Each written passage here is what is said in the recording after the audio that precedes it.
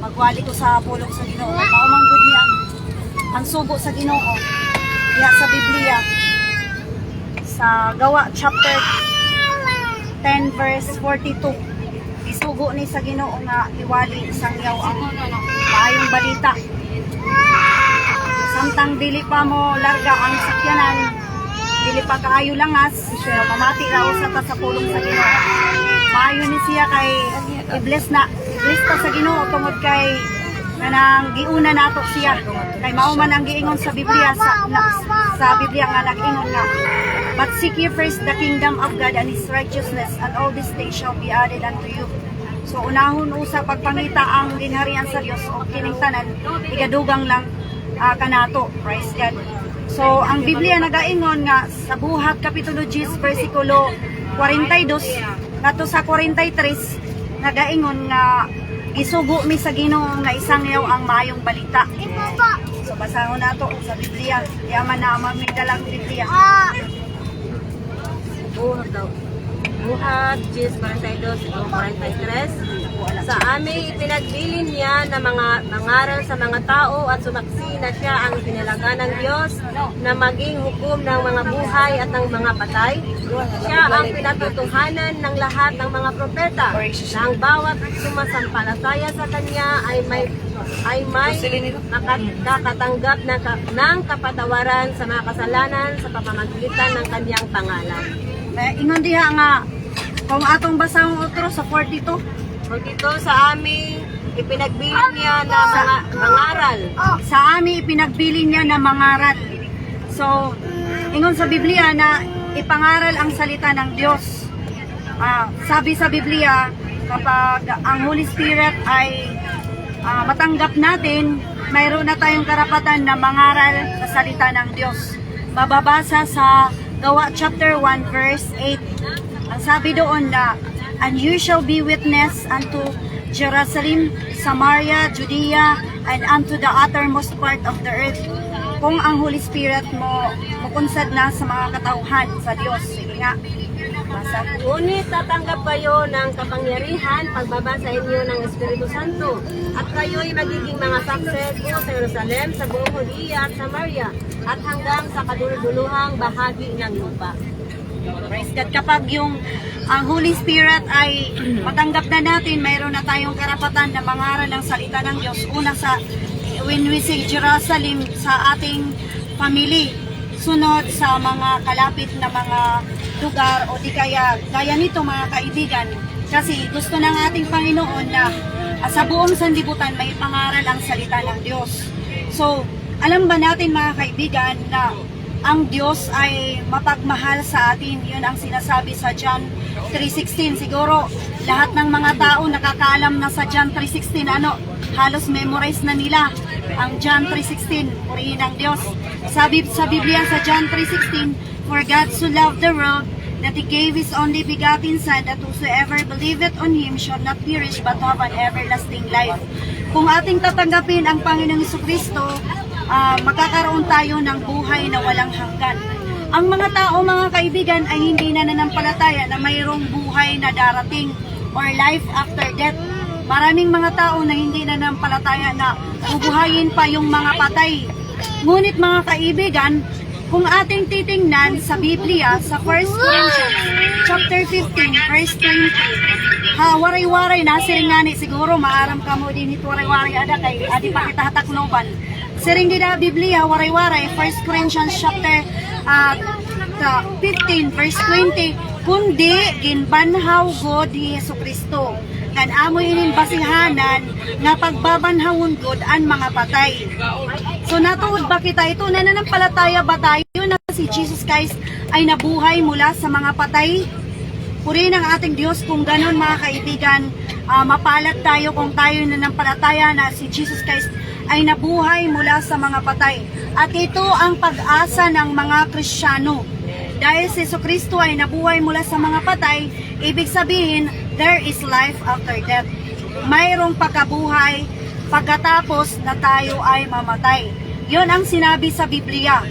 Kung tayo hindi nananampalataya na mayroong pagkabuhay sa mga patay, si Apostol Pablo ay gusto tayong kilusin sa kahihiyan. kung tayo hindi nananampalataya na mayroong pagkabuhay sa mga patay, basahin natin ang sinabi ni Apostol Pablo. 1 Corinthians chapter 15, verse 32. Ano ang sabi niya sa susunod pa ng mga verses? Kung bilang isang tao lamang ay lumalaban, ako sa mga Nakipaglaban. mahihirap, Lumalaban, iba nga version, ano? Sige. ako sa mga mahihirap na hayop sa Efeso, ano ang aking mapapakinabang kung ang mga patay ay hindi muling binubuhay? Tayo ay kumain at uminom sapagkat bukas tayo ay mamamatay. Patuloy. Huwag kayong padaya. Ang masamang kasamahan ay sumisira ng magandang ugali. Patuloy. Magpakatino kayo at magkaroon ng matuwid na pag-iisip. Matuwid na pag-iisip. At huwag na kayong magkasala. Pagkasala. Sapagkat ang iba ay walang kaalaman tungkol sa Diyos. Sinasabi ko ito para sa inyong kahiyan. Kilusin sa kagiyan. Sa King James Version, sinasabi ni Apostol Pablo upang kilusin tayo sa kahiyan sapagkat sinabi niya na ang iba sa inyo ay hindi na nananampalataya na bubuhayin ang mga patay. Parang imposible para sa kanila na bubuhayin ang mga patay. Sinasabi ng iba, papaano yun? Yung aking lulo namatay, hindi naman yun nabuhay. Yun ang sinasabi ng iba. Ngunit sa Biblia, sabi ni Apostol Pablo, di ba't gaya ng trigo? Yung trigo, ang trigo ay namamatay muna pagkatapos ay mabubuhay. Dito sa atin sa Pilipinas, ang magiging halimbawa dito ang humay o palay. Yung palay hindi ba't namamatay muna at nabubuhay din? Paano masasabi natin na namatay muna yung palay tapos nabuhay? Namatay yung palay dahil binilad. Mamamatay yung palay dahil binilad. Pagkatapos nililibing doon sa tubig 3 araw. Pagkatapos ginihimo na nga kuwan. Ano yung tawag doon ay Limame. Maraming salamat po. So, sabi sa Biblia, sabi ni Pablo, ulitin natin na gusto ni Apostol Pablo na kilusin tayo sa kahiyan dahil marami sa atin na hindi na nananampalataya na may pagkabuhay na muli. Di ba't yung palay namamatay muna at nabubuhay? Yan ang sabi ni Apostol Pablo.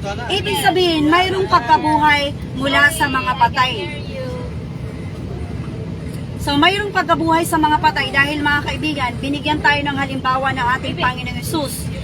Ang purpose ni Jesus Christ, bakit siya pumunta dito sa sanglibutan ito upang tayo ay matuto na mayroong pagkabuhay mula sa mga patay. Di ba't mga kaibigan, maraming binuhay si Jesus Christ mula sa mga patay? For example, si Lazaro, namatay siya 4 na araw, ngunit binuhay siya. Gusto iparating ng ating Diyos na mayroong pagkabuhay mula sa mga patay.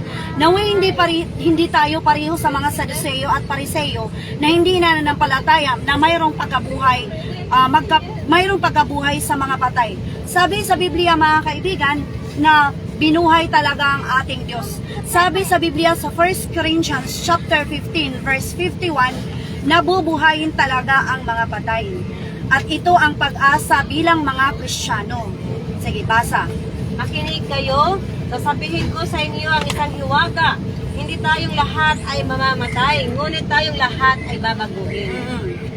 Sa isang saglit, sa isang kisap mata, sa huling pagtunog ng trompeta, sapagkat ang trompeta ay tutunog at ang mga patay ay mabubuhay na walang pagkasira at tayo ay babaguhin. Patuloy. Sapagkat kailangan na itong may pagkasira ay magbihis ng walang pagkasira at itong may kamatayan ay magbihis ng walang kamatayan. Okay, yan. Yan ang sinabi sa Biblia mga kaibigan. Isinaysay dyan mga kaibigan ang hiwaga.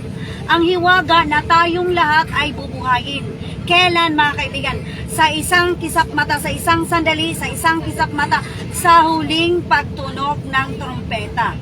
Hindi pa po tumunog ang trompeta. Ang niririnig pa lang po natin ay kulog o di kaya sa kalangitan. Ngunit ang trompeta ay hindi pa po tumunog. Mga kaibigan, kailangan po nating manampalataya na mayroon talagang pagkabuhay mula sa mga patay. Yan ang dahilan mga kaibigan kung bakit tayo ay nananampalataya sa ating Panginoong Hesus. Yan ang dahilan kung bakit tayo ay nagpapakabanal. Dahil yun ang reason mga kaibigan na tayo'y magpakabanal dahil may haharapin pa tayo na buhay na walang hanggan.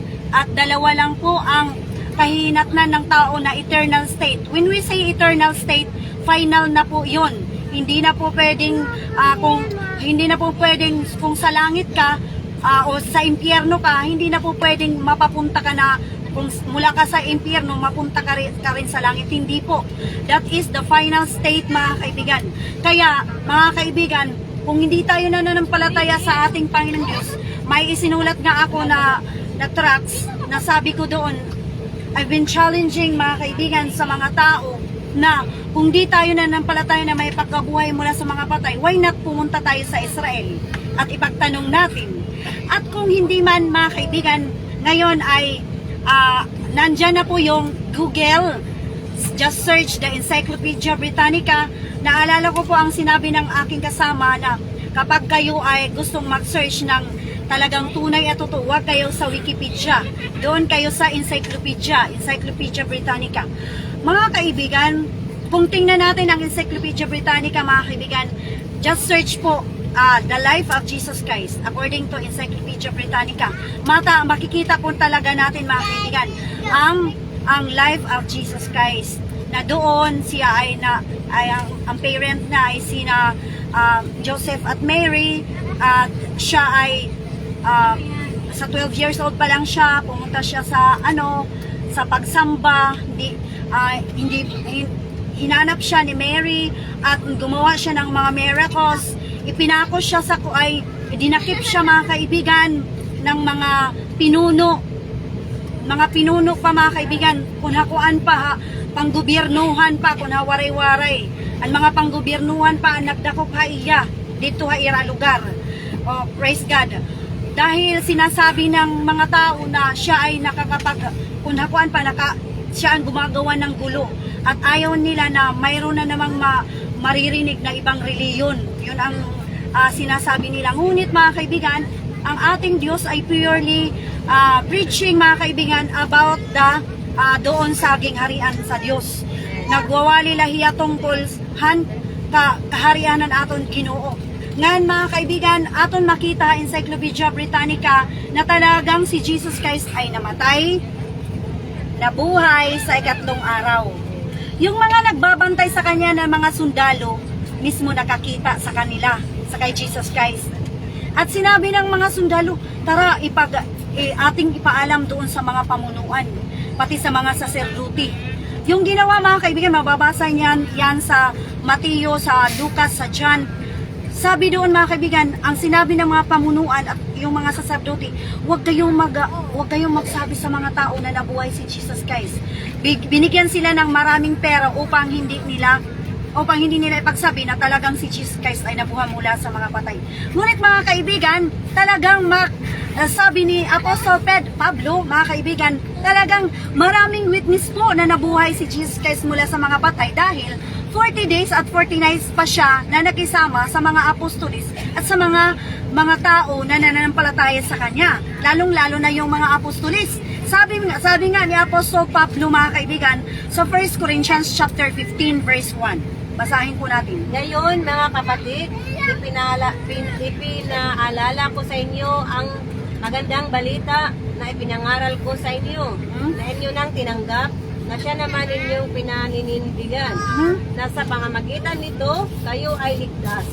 Kung matatag ninyo itong panghahawakan, Patuloy. malibang kayo ay sumampalataya ng walang kabuluhan. Patuloy lang. Sapagkat ibinigay ko sa inyo una sa lahat ang aking tinanggap, na si Kristo ay namatay para sa ating mga kasalanan, Dahil sa ating kasalanan, ayon sa mga kasulatan. patuloy. At siya'y Inilibing. at muling binuhay ng ikatlong araw ayon sa mga kasulatan. Patuloy lang. At siya'y nagpakita kay Cephas. Nagpakita, pagkatapos nabuhi, nagpakita pa kay Cephas. Patuloy. At pagkatapos ay sa 12. Ay sa 12. Pagkatapos ay nagpakita siyang minsanan sa mahigit na 500 kapatid. Nagpakita pa siya sa 500 kapatid.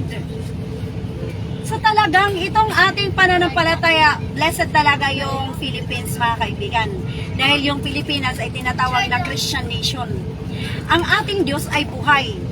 Yung mga Diyos-Diyosan ng mga ibang bansa ay patay.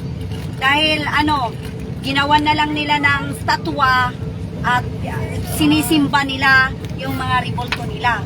Ngunit ang ating Diyos ay buhay. Ating babasahin sa Psalms chapter 115 verse 3. Ang ating Diyos ay buhay. Nasa mga langit siya, mga kaibigan, ang ating Diyos. Sige, basahin natin Psalms 115 verse 3. Psalms, awit. Awit 115 verse 3.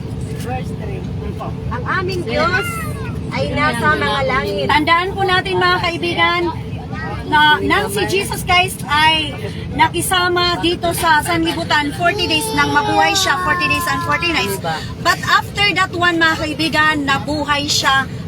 Pumunta na siya sa langit, mga kaibigan.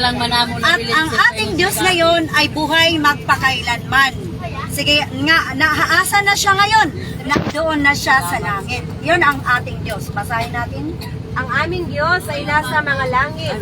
Kanyang ginagawa ang anumang kanyang kagustuhan. Patuloy. Ang kanilang mga Diyos-Diyosan ay pilak at ginto. Ang Diyos-Diyosan ng mga bansa ay pilak at ginto. Patuloy. Gawa ng mga kamay ng mga tao. Gawa ng kamay ng tao. Sila ay may mga bibig, ngunit hindi nagsasalita. Ang mga Diyos-Diyosan ng mga bansa ay may bibig, kundi di nakakapagsalita. Patuloy. May mga mata, ngunit hindi sila nakakakita.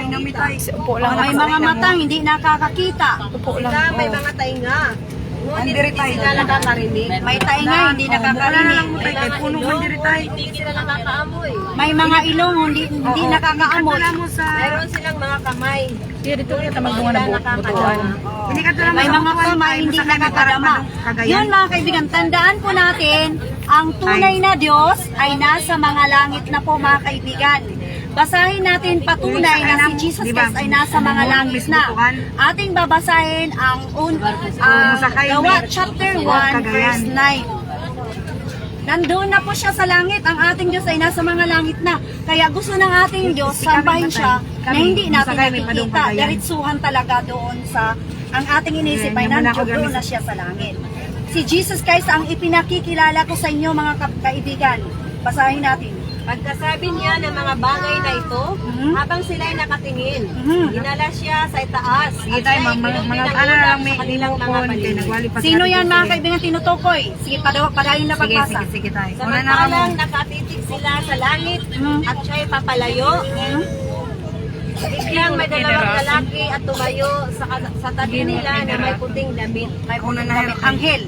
Na nagsabi, kayong mga lalaking taga Galilea, bakit kayo'y nakatayong tumitingin sa langit? Itong si Jesus, Itong si Jesus na dinala sa langit, na dinala sa langit at unahalangit. mula sa inyo, ay darating na gaya rin. Darating, ang Diyos ay nagsaad o nangako na darating siyang muli. Tatanggapin niya tayo sa kanya. Kung nasaan siya, nandoon din tayo. Ngunit, mga kaibigan, kung tayo na po ay nananampalataya na mayroong pagkabuhay na magmuli mula sa mga patay, tandaan po natin, mga kaibigan, na kung tayo ay mabubuhay ng puno sa mga kasalanan, ay mabubuhay tayo magmuli, ngunit hindi kasama ang Diyos. Ngunit kung tayo ay namuhay ng mayroong kabanalan, kinikilala natin si Jesus Christ na ating tagapagligtas at tinatanggap natin siya sa ating buhay, talagang kasama tayo ng ating Panginoong Diyos. Mababasa yan po sa John chapter 5 verse 28 to 29. Anong sabi dyan? 5:28 to 29. Anong Huwag sabi? ninyong ipagtaka ito, sapagkat dumarating ang oras na ang lahat ng nasa libingan ay makakarinig ng kanyang tinig at magsisilabas.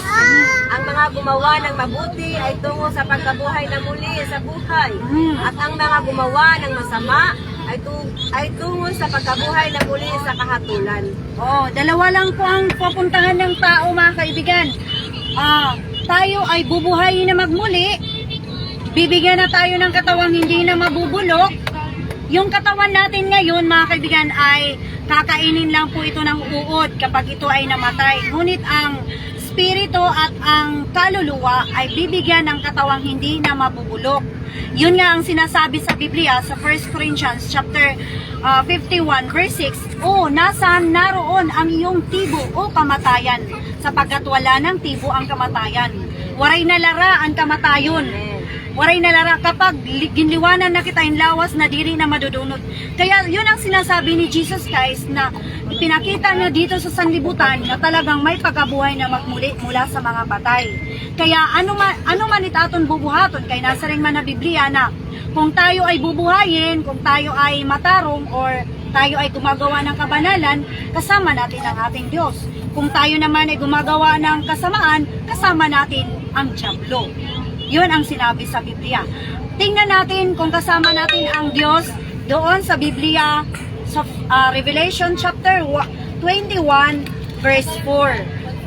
Sa 1 muna, bibigyan tayo ang Diyos ay maghahanda ng bagong langit at bagong lupa. At papahirin niya ang ating mga mata. Wala nang pagluha, kahirapan, o kapigatian, o ng sakit man. Waray na dito mga balatian, waray na sakit, waray na pungkol, waray na piay, waray na waray na ngipon. Kompleto na't ngipon. Kompleto na't ngipon. Pero yung problema, kung kompleto na't ngipon, kay ilalabog liwat sa impyerno kung tayo ay gumagawa ng kasamaan.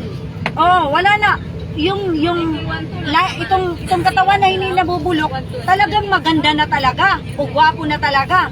Hindi na sasabihin na wala namang akong ngipin, hindi na mga gutak ngipon dito sa impyerno. Yun kasi ang sabi sa Biblia sa Matthew chapter 25 na ilalabog ang tao dito sa impyerno ngan mga ngagot aniyang ngipon. Yung iba nag-reason out na wala namang akong ngipin na paano ako magngangagot yung ngipon. Sapagat doon pala mga kaibigan sa kabilang buhay ay may kumpleto na tayong katawan, magandang katawan. Ang problema, kung ibubulit tayo sa impyerno. Na doon sa impyerno, kung sa Biblia, basahin muna natin kasama natin ang Diyos sapagkat maganda yun. Sige, Revelation 21 verse 1. At nakita ko ang isang bagong langit. Mayroon tayong bagong langit na pinaghinanda ng ating Diyos. At ang isang bagong lupa. Sapagkat ang unang lupa ay lumipas na, at ang dagat ay wala na. At nakita ko ang banal na lungsod. Sige. So, yan na lang muna. Ang 4, papahirin niyang luha ng ating mga mata. At papahirin niya ang bawat luha sa kanilang mga mata, at hindi na magkakaroon ng kamatayan. Hindi na rin magkakaroon pa ng pagdadalamhati. Wala nang dalamhati. Hindi mo na sasabihin, ay pungkol ako, ay hindi ako nakakalakad, ay bakul ako. Ganon, hindi na. Sapagkat wala na doong karamdaman. Ang magtatagumpay, sabi sa Biblia, Revelation 21 verse 8, ang magtatagumpay, 7, ang magtatagumpay ay magiging tatay naton in Ginoo. Ibig sabihin, dito sa sanlibutan ito, damo itaton mga challenges na naabot aton kinabuhi. Dahil maraming mga discouragement na sasabihin na, nagsisimba-simba ka, anong maidudulot yan? Walang madudulot yan, maglaba ka pa, mauubos pa yung labahan mo.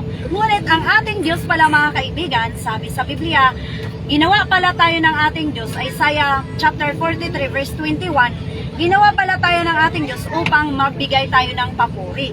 Paano tayo magbigay ng papuri? Oo, nakakapagbigay tayo ng papuri kahit dito sa sasakyang ito. Pinupuri natin ang ating Diyos.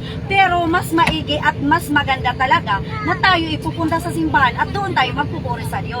Mawaray-waray nga ni Nasiri nga, ginhimo hiniyaan ang mga tao, ang Diyos, para mag-awit, magkanta Ginoo. Pero has Tagalog, sige daw, basa, Tagalog. Ang bayan na aking inayuan para sa aking sarili. Para ngayon kita Ginoo, diri ngayon kita para haaton. Sapagkat yung maraming ibang mga tao na inaangkin yung kanyang sarili. Na kahit Sunday or Saturday o ano pang araw na para unta Ginoo, iya ginaangkon, iya na lang tanan, iya na la. Wala nang panahon sa ating Diyos. Sige nga, basahin mo ulit. Ang bayan na aking inanyuan para sa aking sarili, upang kanilang ipahayag ang aking katuluran. Para pala tayo mga kaibigan sa ating Diyos, hindi pala tayo para sa ating sarili. Kaya mga kaibigan, I am encouraging every one of us, mga kaibigan, na maglaan tayo ng panahon sa ating Panginoong Diyos. Sapagkat mayroon talagang pagkabuhay mula sa mga patay. Yun ang dahilan kung bakit maraming mga mga tao ngayon na nalulong sa mga bisyo at sa lahat ng mga kasamaan dahil sa kawalan ng pananampalataya sa Diyos. Kung tayo ay nananampalataya na mayroong Diyos, gagawa tayo ng mga bagay para sa kabanalan, para papuntang langit. Mayroong mga kaparaanan, mga kaibigan, para tayo ay papunta sa langit or makasama natin ang ating Diyos. Praise God. Ang paraan, mga kaibigan, ay una, pananampalataya. Dapat tayong manampalataya sa ating Diyos. Sapagkat ang ating Diyos, according sa Hebrews chapter 11 verse 3, na basahin nga natin na tayo na nanampalataya sa Diyos dahil nakikita natin ang mga bagay na ginawa ng ating Diyos. For example, nala ito, bukid yung bukid, ginawa yan ng ating Diyos. At iba pang mga bagay na nasa sanlibutan ito, ginawa yan ng ating Diyos. Sinasabi ng iba na, kapag di ka puno magtrabaho, kapag di ka magtrabaho, hindi ka daw makakain. Ngunit alam ba natin, mga kaibigan, na ang pinakaunang naggumawa ng binhi, ng palay, ng isda, ng mga puno, ng mga hayop, ang pinakauna dyan, mga kaibigan, ay ang Diyos. Tayo na lang po ay nag-alaga dyan. Kaya mga kaibigan, sabi sa Biblia, basahin mo Sister Che. 11:3. Sa pananampalataya ay naunawaan natin na ang mga sanlibutan ay nilikha sa pamamagitan ng salita ng Diyos. Ano sanlibutan ay nilikha ang sanlibutan sa pamamagitan ng salita ng Diyos. Ano pa ang mga bagay na nakikita ay nagmula sa mga bagay na hindi nakikita. Sa Diyos na hindi natin nakikita, ang mga bagay na ito ay ang Diyos ang gumawa. Siya na hindi natin nakikita ngayon. Pero sabi sa Biblia, blessed tayo kung kahit hindi natin siya nakikita, ngunit tayo ay nananampalataya. Yon ang unang hakbang upang tayo ay maligtas, ang pananampalataya. Sapagkat ang Diyos ay nasasyahan kung tayo ay mayroong pananampalataya. Yon ang sinabi sa Biblia sa Hebrews chapter 11 verse 6, na kung tayo ay mayroong pananampalataya, ang Diyos ay nagbibigay ganti sa mga taong tunay na may pananampalataya na umahanap sa ating Diyos. Ikalawa, mga kaibigan, pagsisihan natin ang ating mga kasalanan. Bakit sinasabi ko sa inyo na pagsisihan natin ang ating mga kasalanan? Dahil ang ating Diyos ay hindi siya maaaring mag-tolerate yung gumagawa ng mga kasalanan. Sinasabi ng iba na si Jesus Christ nagpapako na sa krus, okay na lang na tayo ay gumawa ng kasalanan dahil tinubos na tayo ng ating Diyos. Hindi ganoon ang ating Diyos, mga kaibigan. Sabi ni Apostol Pablo, mga kaibigan, magpapatuloy baga tayo sa pagkakasala dahil sa kasaganaan ng grasya ang Ginoo, dako ang grasya ang Ginoo aton, magpapadayon ba kita pagpakasala? Sabi ni Apostol Pablo, wag nawang mangyari. Pinakita ni Jesus Christ ang kanyang pagpapako, ang pagpasan niya sa krus, mga kaibigan, upang once na ating maalala ang kanyang pagpapahirap doon sa krus, maaram makakabugtuan, nagtalsik ang iya dugo, patin iya mga unod, kay may nagsisinunod na iya nga mga sundalo, imbibinalbagon iya mga kabutuan, pinapalo siya, at mayroon pa siyang pasan na mabigat na napakabigat ng krus. Pag-abot din nila doon sa mga kaibigan sa Golgotha, mga kaibigan, pinako siya sa krus, umawas ang iya dugo, yung kanyang dugo, mga kaibigan, sa ulo, dahil ang tinik na nilagay na kuruna kay Jesus Christ ay hindi ordinaryong kuruna, mga kaibigan. Kung hakuan pa, steel bar ba? Steel bar, steel bar. Ibig sabihin, mga kaibigan, na talagang napakasakit, mga kaibigan, ang nilagay dito sa ulo kay Jesus Christ na kuruna, mga kaibigan. Todo awas ang kanyang dugo sa ulo, sa kanyang mga kamay, sa kanyang mga paa, at mga kaibigan, sa kanyang likod na pinalo ng mga sundalo, mga kaibigan, dahan-dahan siyang namatay. Nung hapon na, mga kaibigan, sabi ng mga sundalo, baka ito si Jesus Christ ay baka tayo ay magabihan na, magsisirom na. So anong gagawin natin? So atin nang papatayin sila dahil tatlo kasi yung napako sa krus. Patayin na lang natin sila para hindi tayo magabihan.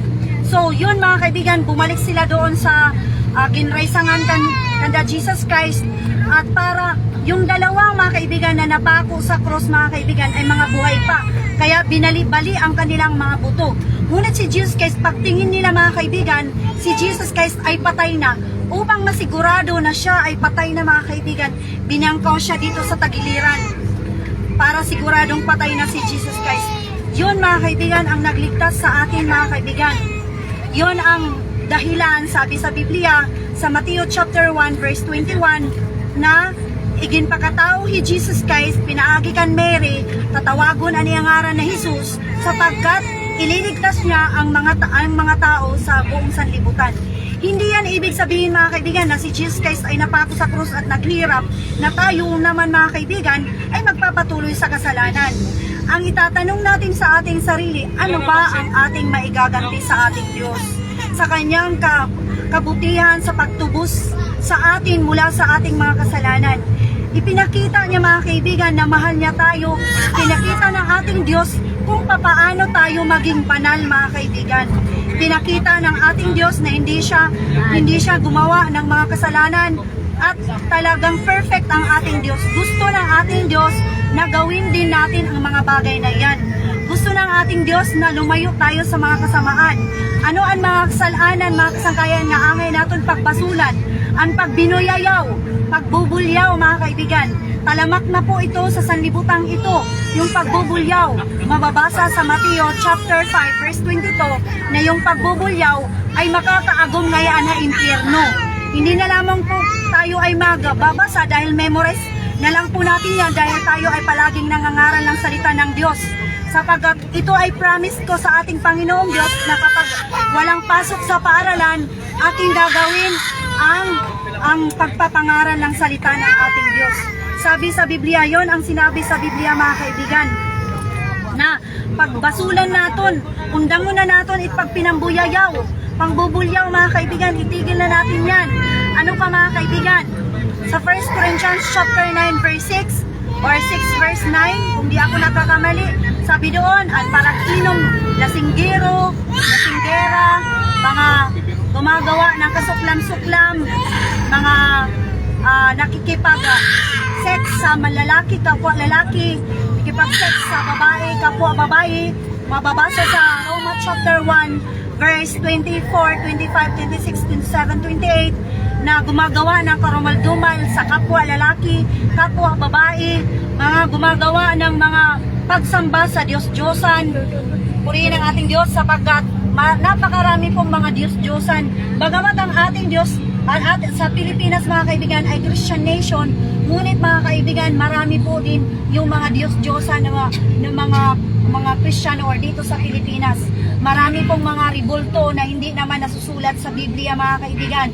For example, Santo Niño, San Pedro, San Miguel, iba pa na mga Diyos-Diyosan. Sapagkat ang identification ng Diyos-Diyosan mga kaibigan ay ginawa lang ng kamay ng tao. Sapagkat ang ating Diyos, sabi sa Biblia, sa John chapter 4 verse 23 to 24, sabi doon, ang hinahanap ng Diyos ay mga taong sumasamba sa Kanya sa Espiritu at katotohanan. Ang Diyos ay Espiritu na ang dapat sumasamba sa Kanya ay sasamba sa Espiritu at katotohanan. Kaya pagsisihan po natin mga kaibigan kung tayo ay sumasamba sa mga ribulto, dahil mga kaibigan may parusa po ang pagsamba sa mga Diyos-Diyosan, sa mga ribulto, nagiging bakla po at nagiging tomboy.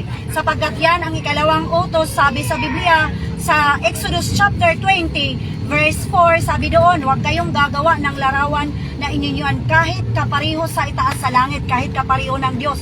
Huwag gumawa. Yung salita pa lang mga kaibigan na huwag gumawa. Ibig sabihin, maraming gumagawa at gininegosyo pa nga nito, gimbabaligya ito nga mga ribulto. Huwag kayong gumawa ng mga larawan o mga ribulto na inanyuan kahit kaparehos na nasa taas sa langit. Sapagkat ako, huwag ninyong luluhuran sila. Yan ang ikalawang utos, huwag ninyong luluhuran sila. Sapagkat akong Panginoong Diyos ay Panginoon na mapanibuguin at aking daladalawin ang katampalasan hanggang sa ikatlo't ikaapat na salin ng lahi. Ngunit papagkitaan ko ng libu-libong kaawaan ang umiibig at tumutupad sa aking utos. Ang ibig sabihin po niyan mga kaibigan na pinaparusahan ng Diyos ang mga sumasamba sa Diyos-Diyosan. For example na lang mga kaibigan, yung aking kapatid, hindi ko na ilalayo. Sapagkat kami noong unang panahon ay mapagsamba talaga kami sa Diyos-Diyosan. Ang aking mga ninuno, mga kaibigan, ang aking mga magulang ay paro pangadi. Ako liwat, puro pamatbat ako.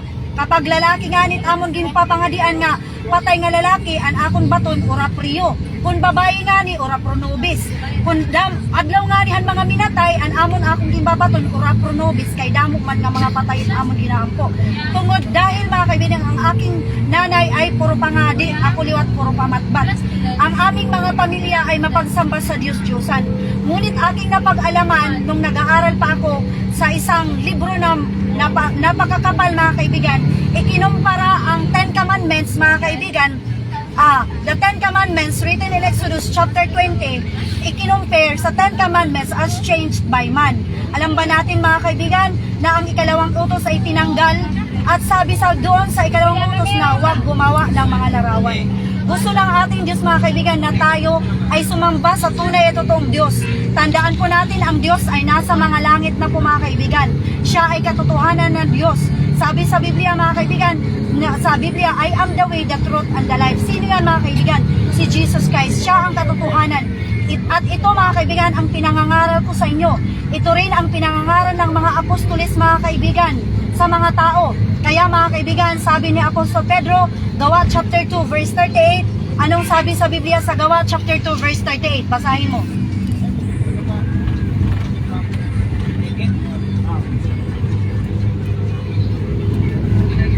So 38. At sinabi sa kanila ni Pedro, nagsisi kayo at magpabautismo ang bawat isa sa inyo sa pangalan ni Jesucristo upang mapatawad ang iyong mga kasalanan at tatanggapin niyo ang kaloob ng Espiritu Santo. Upang mapatawad ang ating mga kasalanan mga kaibigan ay tanggapin po natin si Jesus Christ. Ang pagtanggap po kay Jesus Christ mga kaibigan hindi po sa pamamagitan ng salita lamang. Kailangan po talaga mga kaibigan ay magpabautismo po talaga tayo. Yun ang nangyari po.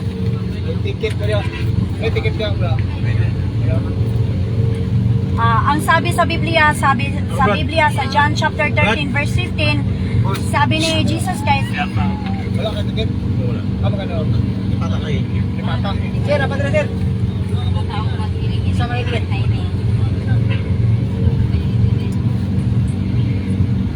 Bata lang. Ano tingin yung bata? Ako po. Wala hindi ka manawag. No, tulog. Tulog. Ako sa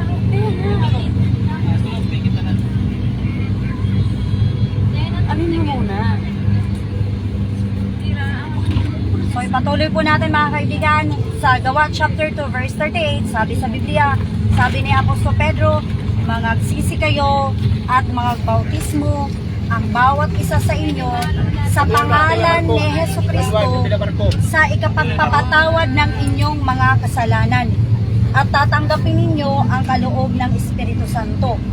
Ang sabi sa Biblia, mga kaibigan, magsisi at tanggapin si Jesus Christ sa pamamagitan ng bautismo sa tubig, sapagkat ang tubig ay naghuhugas sa ating mga kasalanan.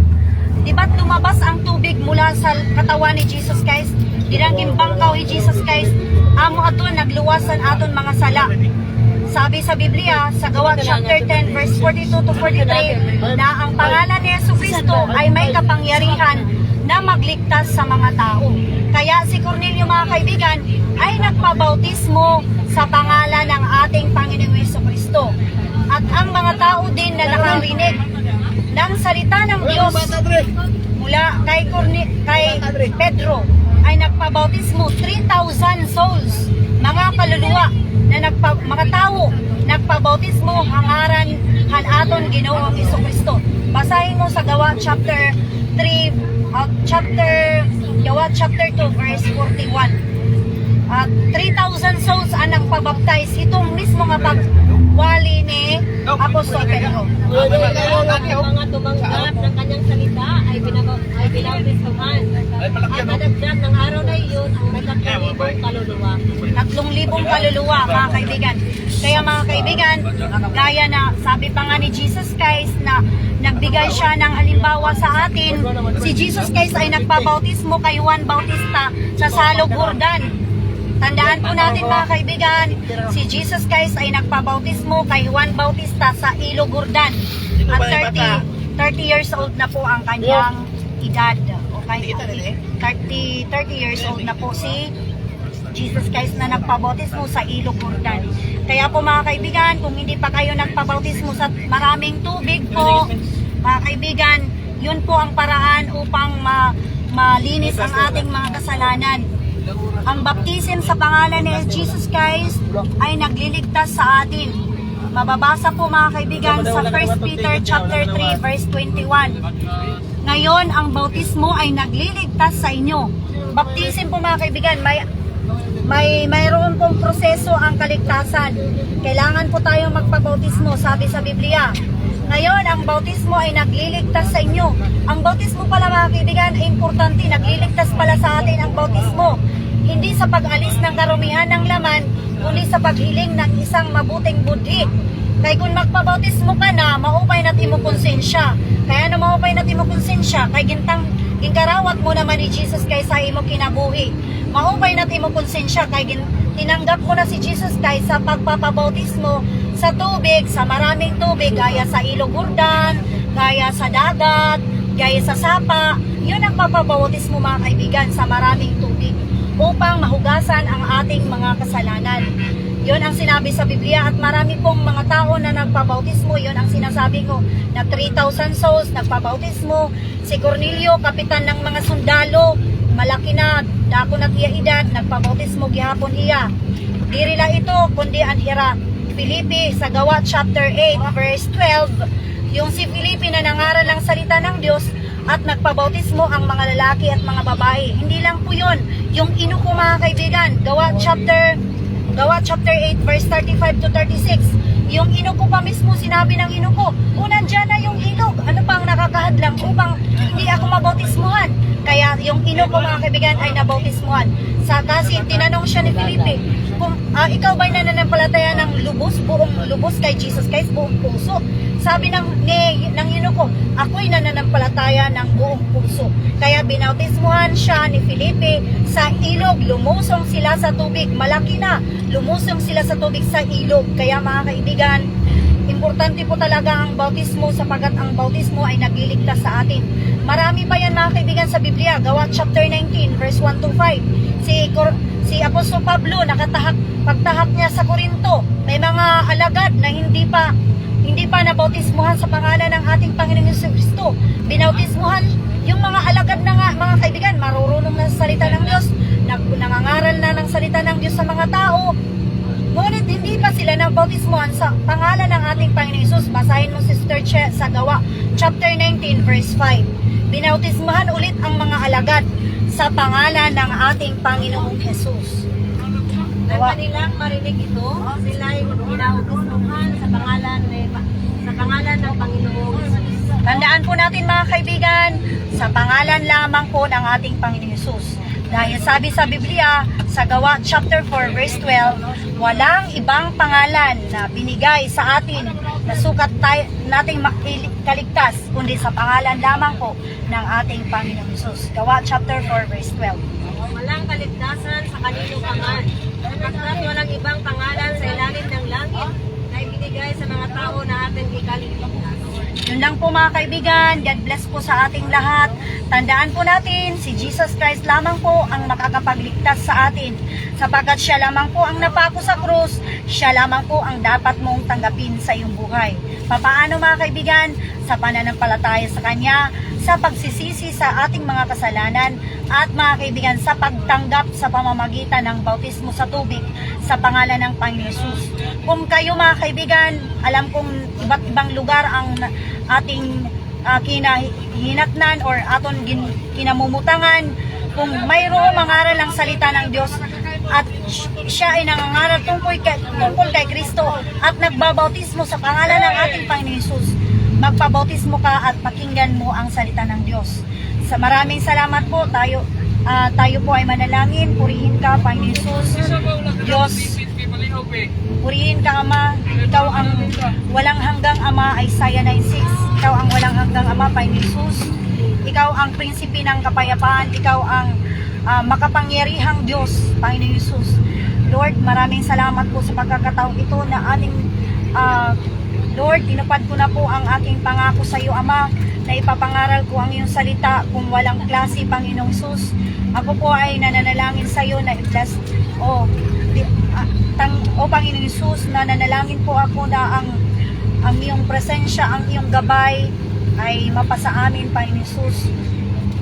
Maraming salamat po sa protection. Sabi mo sa iyong salita na ang mga angels ay papadala mo dito sa amin upang kami ay maging ligtas. Salamat po, Panginoon Jesus. In Jesus Christ we pray. Amen and amen. Maraming salamat. God bless po sa ating lahat.